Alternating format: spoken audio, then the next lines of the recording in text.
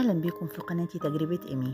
يلا بينا مع بعض نعمل ريفيو جديد على مكان جديد. المرة دي هنروح مع بعض لسيرينا ريد كاربت في السخنة. الناس اللي خلصت امتحانات وعايزة تغير جو هتاخد لها يومين في أي مكان. أنا بالنسبة لي هروح المكان الجميل ده، بصراحة عجبني جدا وحبيت أقول لكم على تجربتي هناك. اللي حابب يروح هناك ويجرب. المكان زي ما انتم شايفين كله مساحات خضراء، وطبعا دي مريحة جدا للأعصاب. الشاليه اللي نزلت فيه انا وولادي كان في الدور التاني، وكان قريب من البسين وقريب من البحر. طبعا للناس اللي حابه تروح تنزل هناك في لاسيرينا ريد كاربت في الشاليه اللي انا كنت نازله فيه، طبعا متاح جدا طول الصيف، ممكن كمان اجيبه لكم بسعر كويس جدا. اللي حابب يكلمني على الرسايل وانا هجيب له سعر حلو قوي في الشاليه لليوم. تعالوا نتفرج مع بعض على الشاليه من جوه. ده المكان من بره زي ما انتم شايفين من البلكونه. هفرجكم كمان على المكان من جوه. زي ما انتم شايفين كده الصالة مساحتها جميلة جدا، وفيها انتريه وتلفزيون وتلاجة وامريكان كيتشن. وعلى شمالنا في أوضة تنفع لفرد واحد بسرير وكنبة، دي طلع التراث بالظبط. وفي جوه كمان أوضتين نوم تانيين. المطبخ كان مجهز بكل الحاجات اللي ممكن نستخدمها أثناء المصيف. وفي حمام خاص بالصالة اللي هو قدامنا ده، وفي حمام جوه خاص بالأوضة التانية. في طبعا مبرد.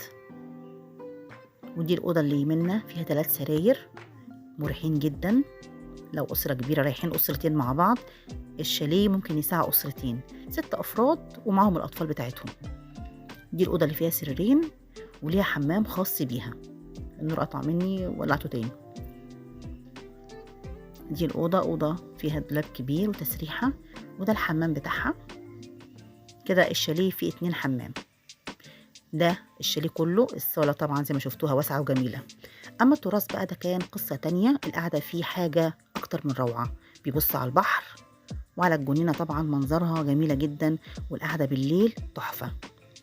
أول ما وصلنا قلنا بقى نحضر الفطار ونفطر قبل ما ننزل.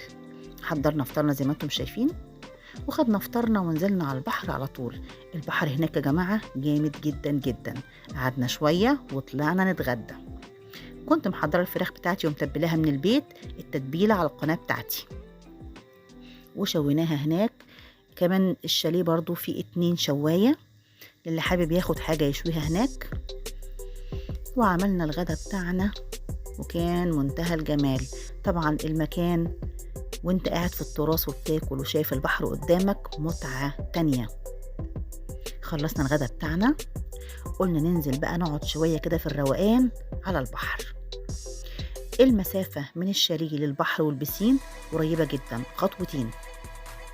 ده البحر قدامنا اهو. بعد ما نزلنا من الشاليه، الشط هناك يا جماعة حلو قوي بجد.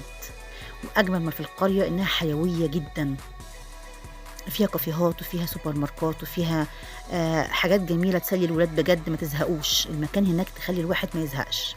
ده البسين القريب من الشاليه بتاعنا، حلو جدا وكان نضيف. كان فيه برضو عليه كافيه برضو حلو قوي، بار خاص بالبسين. ده الفيو من فوق وانت على البسين شايف قدامك البحر كله. البحر هناك القعدة عليه جميلة قوي، انا حبيتها بجد. فصلان بتقعد بتفصل تماما عن الشغل وعن البيت وعن كل حاجة. وده البسين برضو كان حلو قوي. وقت المغربية بقى على البحر يا جماعة دي حكاية تانية خالص. التمشية على الشط وقت الغروب حاجة رائعة، بتطلع الطاقة السلبية وتحسسك انك في عالم تاني. وغير بقى ان القعدة على البحر ما تحلوش الا في فنجان قهوة. طبعا كان لازم اخد القهوة بتاعتي على البحر، حاجة مملكة. القعدة بالليل بقى هناك قصة تانية خالص. في كافيه اسمه جوجو موجود على البحر، القعدة عليه بالليل مزاج عالي. دي تجربتي هناك، حبيت اقول لكم عليها لو حابين تجربوا. لو عجبكم الفيديو لايك وشير، واللي ما اشتركش في القناة يشترك عشان لو في اي مكان روحته او حاجة عملتها اقول لكم تجربتي فيها وتجربوها معايا. سلام.